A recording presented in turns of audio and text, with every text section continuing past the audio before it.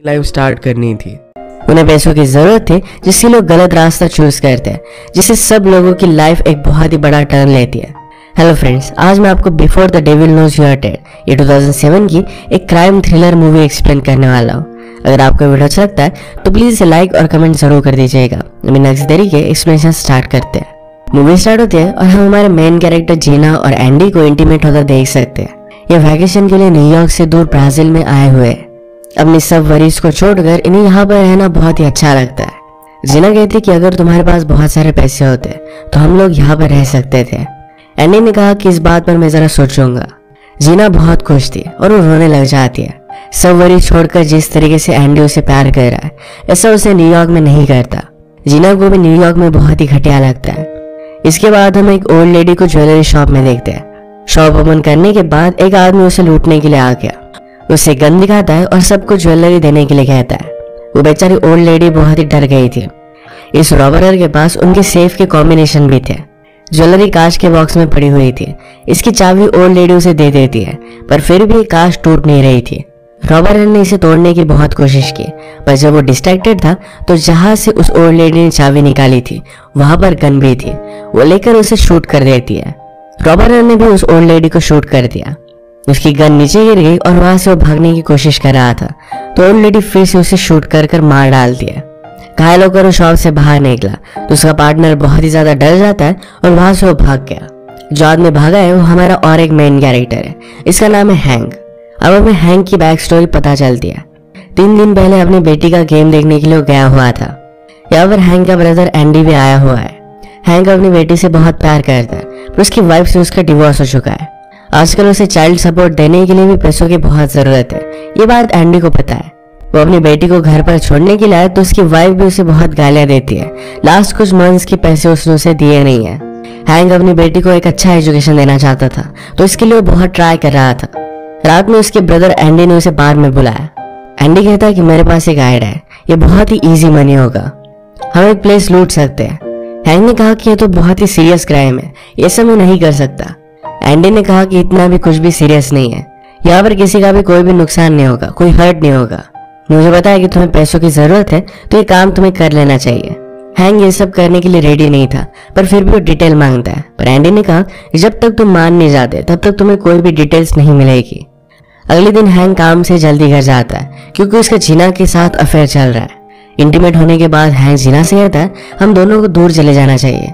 जीना कहती है कि तुम्हारे पास कोई भी पैसे नहीं है, तुम्हारे बहुत सारे प्रॉब्लम्स हैं और इससे हम नहीं बच सकते। हैंक ने कहा कि मैं सब कुछ सॉल्व कर दूंगा, तुम सिर्फ आने के लिए हाँ कहो। जीना कहती है कि हमारी रिलेशनशिप सिंपल है, इसे सिंपल ही रहने देते हैं। रात में हैंक अपनी बेटी का प्ले देखने के लिए आया। वो उस पर बहुत ही प्राउड था। उसकी बेटी कहती कि मुझे ट्रिप पर जाना है, इसके लिए उसे $100 लगने वाले थे। हैंक ने इसके लिए हाँ कहा, पर उसके पास कोई भी पैसे नहीं थे, तो डायरेक्टली एंडी के पास आ जाता है। तो वो प्लान के बारे में सुनने के लिए रेडी था। हैंक ने कहा कि एक बार मैंने तुम्हें सब कुछ बता दिया, इसके बाद तुम मुकर नहीं सकते। हैंक इसके लिए मान गया। एंडी कहता है कि हम हमारे पेरेंट्स का शॉप लूटने वाले हैं। हैंक को ये बात मजाक लगती है, पर एंडी ने कहा कि उसका इंश्योरेंस है, हम जो भी लूटेंगे ये सारे पैसे फिर से हमारे पेरेंट्स को मिल जाएंगे।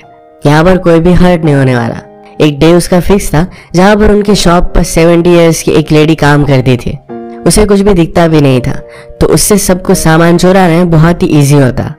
हैंक अभी काम करने के लिए अनश्योर था, तो एंडी ने उसे $2000 दिए। उसने कहा कि देखो तुम्हारे कितने प्रॉब्लम्स इससे सॉल्व होंगे और उसके बाद तुम मुझे आंसर बताना।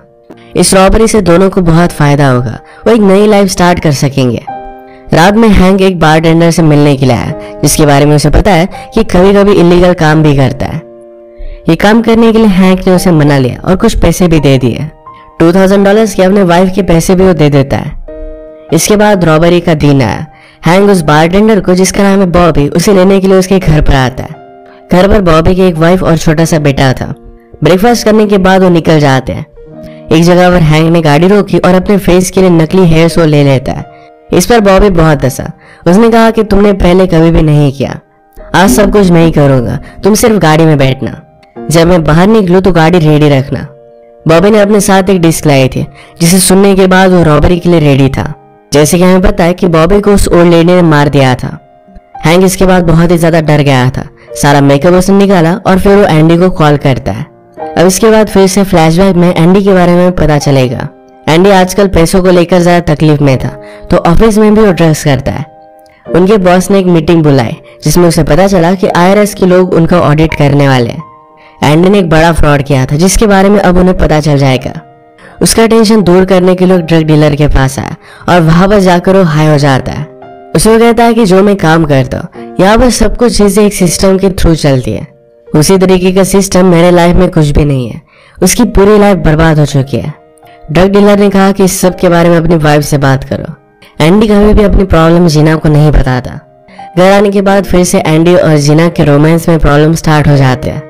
एंडी कहता है कि हम ब्राजील में फिर से वापस जाएंगे, सारे टेंशन से दूर हो जाएंगे।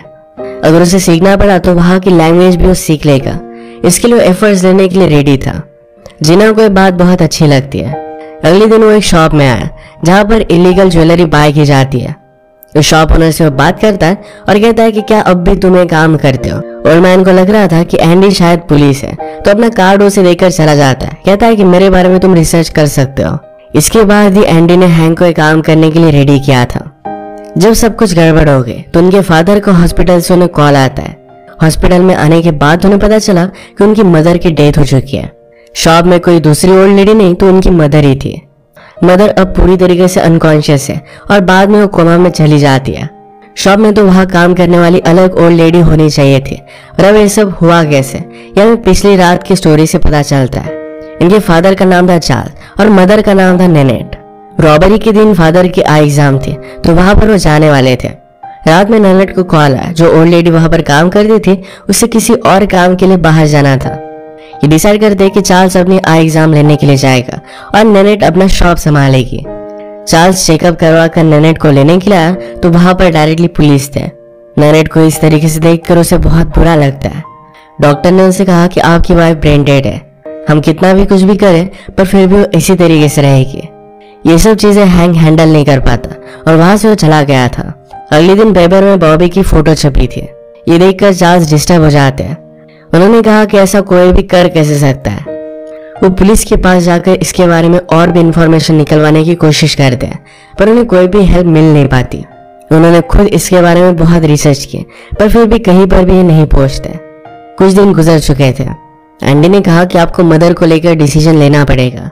इस तरीके से हमेशा हम मशीन्स की मदद से उन्हें जिंदा नहीं रख सकते।